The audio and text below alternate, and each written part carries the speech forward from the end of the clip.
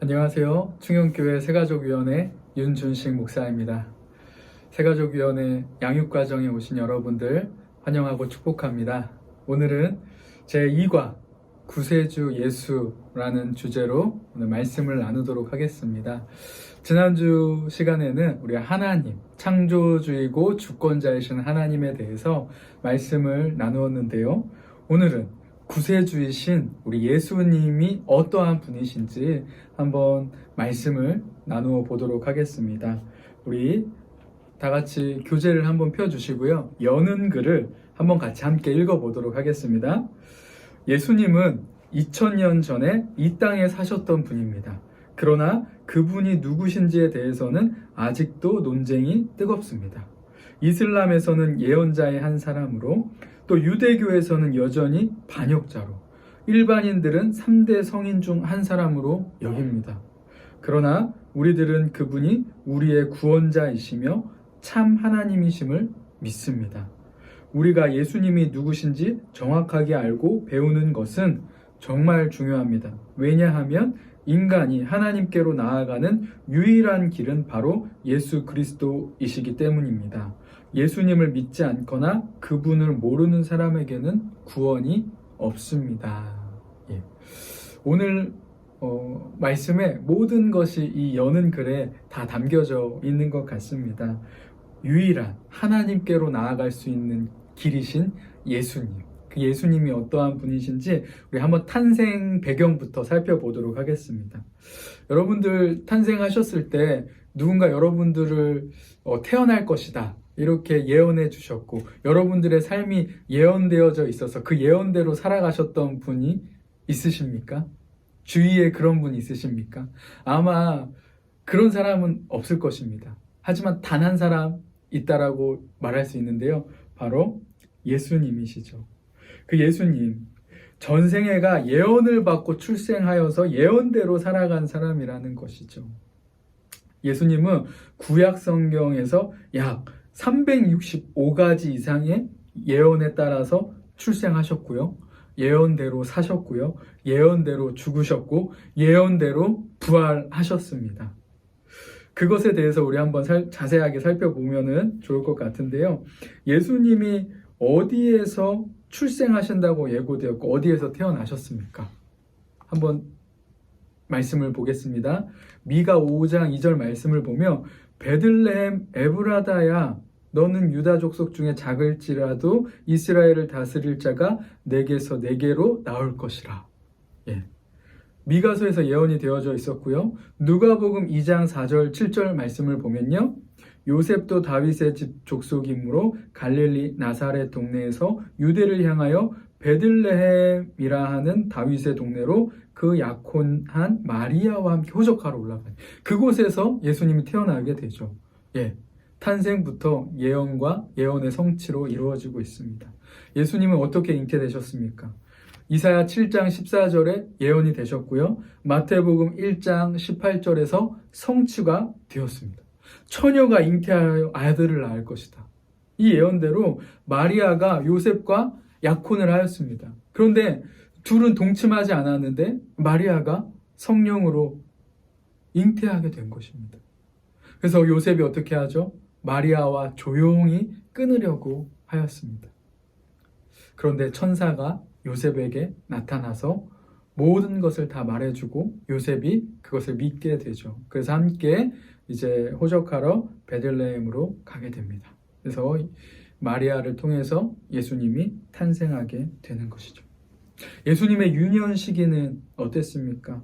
예수님은 고향을 떠나서 어디에서 지내셨습니까? 이스라엘이 어렸을 때 내가 사랑하여 내 아들을 애굽에서 불러냈거늘. 마태복음 2장 14절에서 15절 보면 또 그것이 성취가 되는 것을 볼 수가 있습니다. 예수님의 전 생애가 그렇게 이미 구약에 예언되어져 있었고요. 신약을 통해서 다 성취되었다라는 것을 우리는 알 수 있습니다.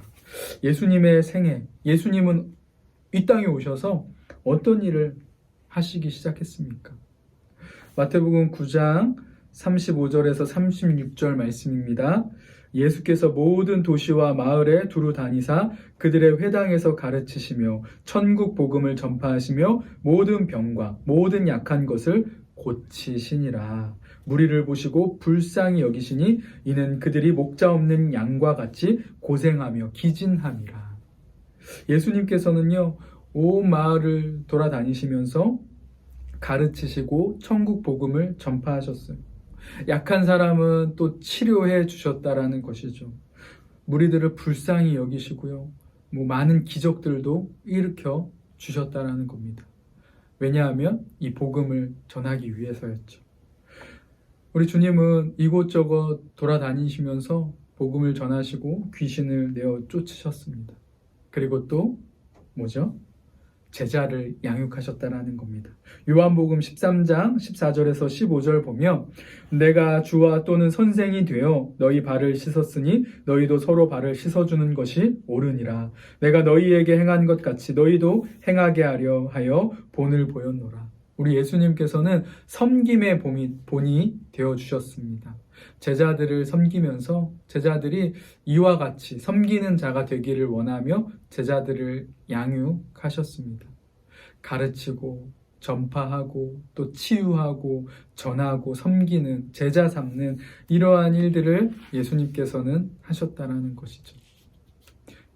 이러한 삶을 사시다가 우리 예수님께서는 배반을 당하셨습니다.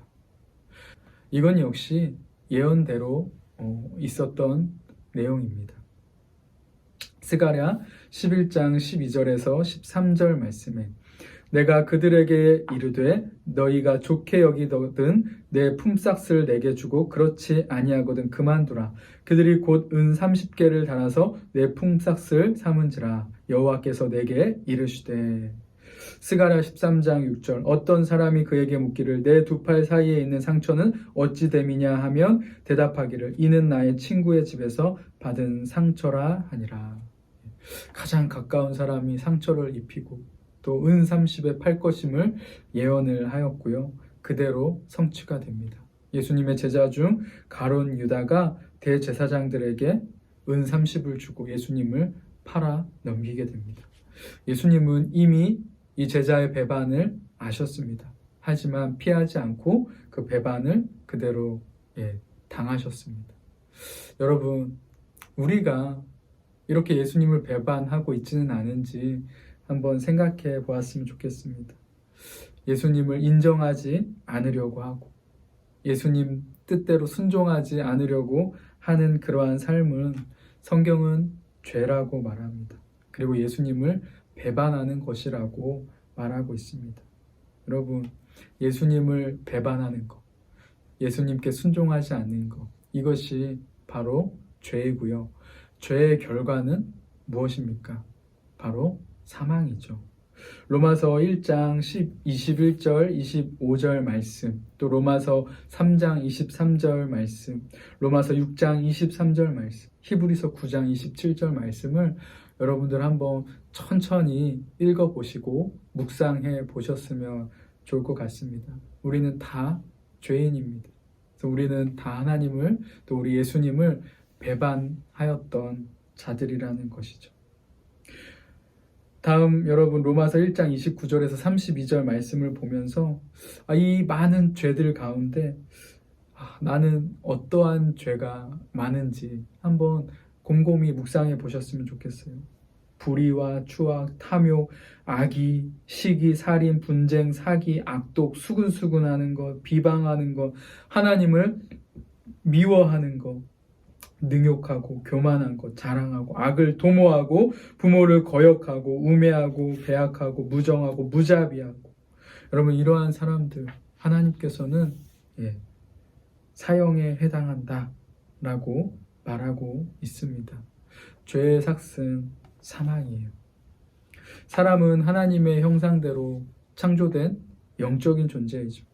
그런데 이와 같은 죄가 우리 가운데 들어오게 되었어요. 인류 최초의 사람이었던 아담이 먼저 하나님께 불순종하면서 이 죄가 들어왔고요. 이 죄는 우리에게 계속해서 원죄가 되어서 전가되고 있다는 것입니다. 작은 바이러스가 온 세상을 지금 어지럽히고 있는 것처럼 아담을 통해 들어온 그 불순종의 죄가 우리 온 인류를 다 죄악 가운데 머물게 만들었습니다. 죽음, 그 저주 아래 우리가 놓이게 되었다라는 것입니다. 이 죄는 우리 인간의 힘으로는 도저히 해결할 수가 없습니다. 우리는 스스로 우리를 구원할 힘도 능력도 없는 존재입니다. 하나님과 우리는 분리되었다라고 말씀하고 있습니다. 그 죄가 하나님과 우리를 분리시켜 버렸습니다. 어마어마한 공간을 만들어 놓았어요. 이 공간, 우리가 많은 노력을 해도 채울 수가 없습니다. 그래서 많은 사람들은 이 공간을 채우려고 권력을 얻어보기도 하고, 또 아니면 명예, 또 물질, 여러 가지 쾌락들을 통해서 이 공간을 메워보려고 합니다. 하지만 여러분, 아무리 훌륭한 것이 있다 할지라도 그것은 채워지지가 않아요. 하나님께로 우리가 나아갈 수가 없다는 것입니다. 우리가 하나님으로 채우지 않으면 공허함과 허무함만 남을 뿐입니다. 아무리 높은 자리에 올라가고 돈이 많아도, 내가 정말 말할 수 없는 쾌락을 누린다 할지라도 그것은 일순간 뿐이고 허무할 수밖에 없다라는 것입니다. 하나님만이 우리를 채울 수가 있고요, 진정한 평안을 주실 수 있다는 것입니다. 우리가 그것을 잃어버렸어요. 죄 때문에 하나님께로 나아갈 수가 없습니다. 죄와는 함께할 수 없는 거룩하신 그 하나님께 우리는 나아갈 수가 없다라는 것이죠. 그러나 유일한 길이 열렸습니다.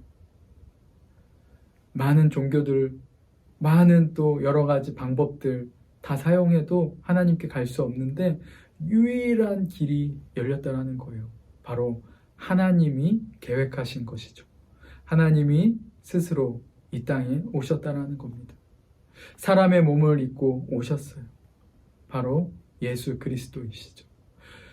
이 땅에 오신 완전하신 그 사람이신 하나님, 그 예수 그리스도가 우리의 죄를 담당해 주셔서 우리는 이제 하나님께로 나아갈 수 있게 되었다라는 겁니다.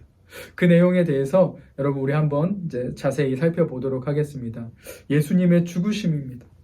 모든 사람은 여러분 살기 위해서 태어나죠. 혹시 여러분 태어나자마자 죽고 싶다 하시는 분 있습니까?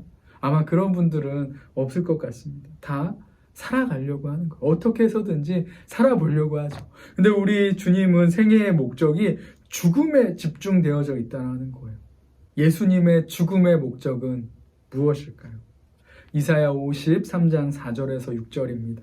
그는 실로 우리의 질고를 지고 우리의 슬픔을 당하였거늘 우리는 생각하기를 그는 징벌을 받아 하나님께 맞으며 고난을 당한다 하였노라. 그가 찔림은 우리의 허물 때문이요 그가 상함은 우리의 죄악 때문이라. 그가 징계를 받음으로 우리는 평화를 누리고 그가 채찍에 맞음으로 우리는 나음을 받았도다. 우리는 다 양 같아서 그릇 행하여 각기 제 길로 갔거늘 여호와께서는 우리 모두의 죄악을 그에게 담당시키셨도다.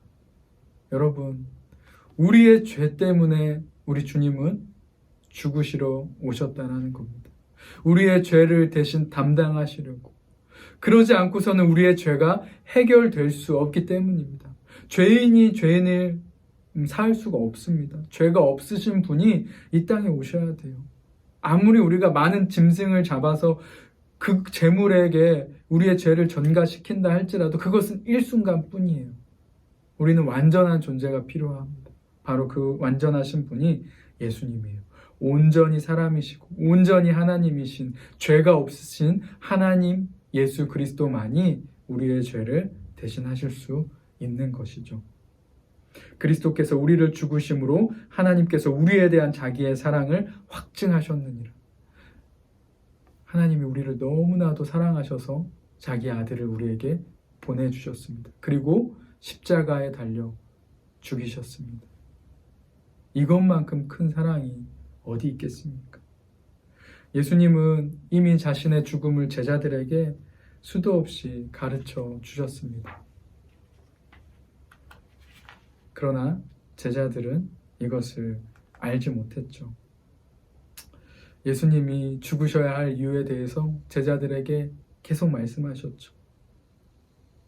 그리고 다시 부활하실 것이라고 이야기하셨습니다. 하지만 제자들은 그것을 믿지 못했어요. 예수님이 부활하셨을 때 제자들의 반응이 어떠했습니까? 누가복음 24장 9절에서 12절 말씀입니다. 무덤에서 돌아가 이 모든 것을 11사도와 다른 모든 이에게 알리니 사도들은 그들의 말이 허탄한 듯이 들려 믿지 아니하니. 믿지 않았다라는 거예요. 처음에는 제자들도 믿지 않았어요. 그래서 예수님께서 직접 제자들에게 나타나십니다. 부활하신 예수님을 만난 증인들이 얼마나 됩니까? 고린도전서 15장 4절 6절은 이렇게 기록합니다. 장사 지낸 바 되셨다가 성경대로 사흘 만에 다시 살아나사 게바에게 보이시고 후에 12제자에게와 그 후에 500여 형제에게 일시에 보이셨나니.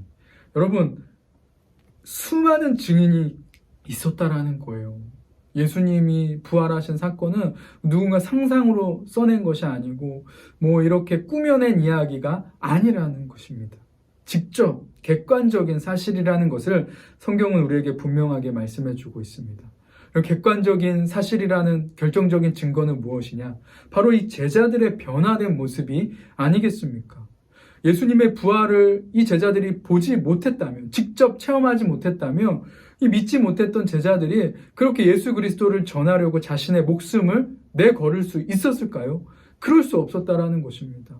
아니면 제자들이 사기를 치려고 했다면 그냥 뭔가 얻어야 할 유익이 있어야 했겠죠. 하지만 제자들은 예수님 때문에 유익을 얻고 그런 일이 조금도 없었다라는 것이죠.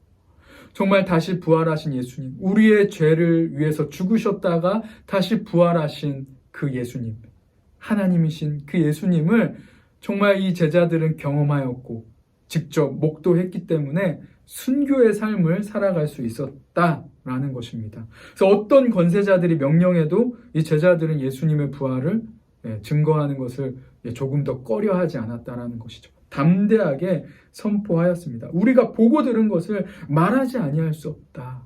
이렇게 제자들이 담대해졌다는 것입니다. 이것이 바로 부활의 객관적인 증거입니다. 이 부활이 있었기 때문에 우리에게까지 이 복음이 전해지게 되었던 것이죠. 제자들이 목숨을 걸고 부활을 증거한 이유 무엇입니까? 내가 달려갈 길과 주 예수께 받은 사명, 곧 하나님의 은혜의 복음을 증언하는 일을 마치려 하면은 나의 생명조차도 조금도 귀한 것으로 여기지 않겠다. 이것은 바로 우리 주님이 명령하셨기 때문이에요. 이 복음을 전하라고 말씀하셨습니다. 무엇이 복음입니까? 하나님과 멀어진 이 관계를, 죄 때문에 멀어진 관계를 메울 수 있는 유일한 길, 하나님께로 나아갈 수 있는 유일한 길, 영원한 생명을 회복할 수 있는 그 유일한 길이 예수님임을 우리는 전해야 한다는 것입니다. 예수님은 여러분의 모든 죄를 사하기 위해 십자가에 달려 돌아가셨고 사망 권세를 파하시기 위해 부활하셨습니다. 부활의 예수님은 지금도 여러분의 마음을 두드리고 계시다라는 거예요. 이 말씀을 읽고 여러분들 마음의 문을 여실 수 있기를 원합니다. 볼지어다 내가 문 밖에 서서 두드리노니 누구든지 내 음성을 듣고 문을 열면 내가 그에게로 들어가 그와 더불어 먹고 그는 나와 더불어 먹으리라. 여러분, 영접 기도를 하셨습니까? 네, 한 번쯤은 우리 다 기본 가정에서 하고 오셨을 텐데요. 저와 함께 우리 기도의 내용을 다시 한번 읽어보도록 하겠습니다. 주님, 저의 모든 죄를 용서해 주시니 감사합니다. 제 인생의 길이요, 진리요, 생명이 되어주세요. 이제 예수님 안에서 영생을 얻게 됨을 감사드립니다. 마음을 열고 예수님을 영접합니다. 저도 영생의 복음을 전하며 살게 해주세요. 예수님의 이름으로 기도합니다. 아멘. 여러분, 이 예수님을 꼭 마음의 주인으로 영접하실 수 있기를 간절히 소망합니다. 예수님을 영접할 때 우리에게 하나님께서 선물을 주십니다. 뭐죠? 하나님의 자녀가 되는 권세가 주어집니다. 영접하는 자, 곧 그 이름을 믿는 자들에게는 하나님의 자녀가 되는 권세를 주셨습니다. 여러분, 하나님의 자녀가 되면 아버지의 권세를 우리가 누릴 수가 있게 되는 것이죠. 아들이 아버지의 그러한 것들을 다 누리듯이 우리가 하나님의 것을 함께 누릴 수 있게 된다는 것입니다. 그리고 우리 주님을 영접하면 우리에게 평안이 있고요, 쉼이 있습니다. 수고하고 무거운 짐진 자들아 다 내게로 오라. 내가 너희를 쉬게 하리라. 나는 마음이 온유하고 겸손하니 나의 멍에를 메고 내게 배우라. 그리하면 너희 마음이 쉼을 얻으리니 이는 내 멍에는 쉽고 내 짐은 가벼움이라 하시니라. 여러분, 인생의 그 무거운 짐 우리 스스로 막 끙끙대며 우리가 짊어지고 가지 않았으면 좋겠습니다. 다 하나님께, 우리 주님께 내어 맡기기를 원합니다. 우리 주님은 우리에게 평안을 주십니다. 그래서 우리 주님을 믿게 될 때, 우리 예수님을 마음의 주인으로 모셔드릴 때 우리의 마음에 평강이 찾아온다는 것이죠. 우리 예수님께서는 평안을 우리에게 주시려고 오셨습니다. 너희는 마음에 근심하지도 말고 두려워하지도 말라라고 말씀하고 있습니다. 그 주님을 우리가 경험하실 수 있기를 원합니다. 그리고 영생이 우리에게 예비되어져 있습니다. 진실로 진실로 너희에게 이르노니 믿는 자는 영생을 가졌나니. 여러분, 이 땅의 삶이 아무리 길다고 해도 100년 안짝 아니겠습니까? 우리는 영원한 삶을 준비하며 살아가야 하는 존재들입니다. 여행을 갈 때 여러분 어떻게 합니까? 그냥 막 가지. 그렇습니까? 준비해야 되겠죠. 돈도 준비하고 여러 가지 것들을 잘 준비해야 되지 않겠습니까? 이 땅은 바로 영원한 삶을 준비하는 시간이에요. 여러분들, 이 영원한 삶을 어떻게 준비하시겠습니까? 예수님을 믿으면 돼요. 하나님께 가는 그 길을 우리가 잘 알고 그 길을 우리가 한 걸음 한 걸음 내어가면 되는 것이죠. 정말 잘 준비되는 우리가 될 수 있었으면 좋겠습니다. 우리에게는 이제 영생이 선물로 주어졌습니다. 그리고 이제 가족 구원이 우리에게 주어졌습니다.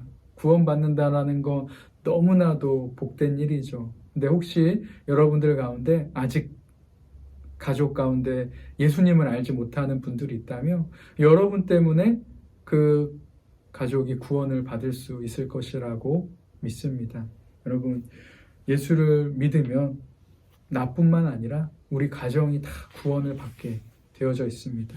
그러한 은혜를 여러분들 꼭 경험하실 수 있기를 소망합니다. 예수님은 또 우리에게 성령님을 선물로 주셨습니다. 지상에서 생애를 마지막으로 마감하시면서 예수님은 예수님의 이름으로 보내실 성령을 약속하셨어요. 이제 우리에게는 성령이 있습니다. 예수님께서 더 좋은 것을 주신다라고 말씀하셨어요. 예수님은 이 땅에 사시면서 육체로 지내셨기 때문에 제자들과 이렇게 함께 지내시면 다른 곳으로는 가실 수 없었겠죠. 하지만 성령님은 어느 곳에나 다 계십니다. 그 성령이 지금 우리의 안에 있으세요. 보혜사 곧 아버지께서 내 이름으로 보내실 성령, 그가 너희에게 모든 것을 가르치고 내가 너희에게 말한 모든 것을 다 생각나게 해주신다라는 거예요. 여러분, 우리가 깨닫게 되는 것 다 성령의 은혜입니다. 마음에 예수님이 믿어지고 또 말씀이 깨달아지고 알아지는 것, 이것이 다 성령의 그러한 섭리라는 것이죠. 예수님께서 약속하신 성령님, 이 성령님에 대해서 한번 말씀을 찾아보면요, 성령 충만한 그리스도인들은 무엇을 따라야 살아가야 하는지 나와 있습니다. 성령을 따라 행하라는 것. 여러분, 우리는 육체의 뜻대로, 육체의 소욕대로 살아가는 자들이 아니라 이제 성령의 뜻대로 살아가야 한다는 것이죠. 내 안에 있는 성령이 기뻐하시는 대로 살아가야 한다는 것입니다. 무엇이 성령님이, 우리 주님이 원하시는 것인지 여러분들은 잘 아실 거예요. 이제 그 뜻대로 살아가는 우리가 될 수 있기를 소원합니다. 우리를 진리 가운데 인도하시는 분이 바로 성령님이에요. 그리고 우리가 연약할 때마다 성령을 의지하여서 기도하면 하나님께서 들으시고 성령으로 응답해 주십니다. 이와 같이 성령도 우리의 연약함을 도우시나니 우리는 마땅히 기도할 바를 알지 못하나 오직 성령이 말할 수 없는 탄식으로 우리를 위하여 친히 간구하시니라. 성령님이 우리를 위해 간구하고 있으십니다. 여러분, 이 성령이 우리 안에 다 선물로 주어졌습니다. 성령을 의지하면서 여러분 기도하시고 정말 평안을 날마다 누리실 수 있는 그러한 축복 있기를 예수님의 이름으로 축원을 드립니다. 오늘 이렇게 예수님에 대해서 말씀을 나누었습니다. 혹시 또 궁금하시거나 이해가 안 되시면 한 번 더 반복해서 영상을 시청하시고요. 그래도 잘 모르시겠다 하면은 우리 담당된 교사 선생님들과 또 저에게 언제든지 말씀해 주시면은 또 더 자세하게 우리 말씀을 나누어 드리도록 하겠습니다.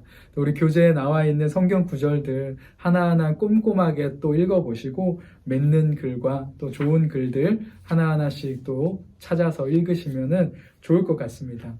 여러분 지난주 과제 잘 하셨습니까? 예, 큐티를 해보셨는지요? 예.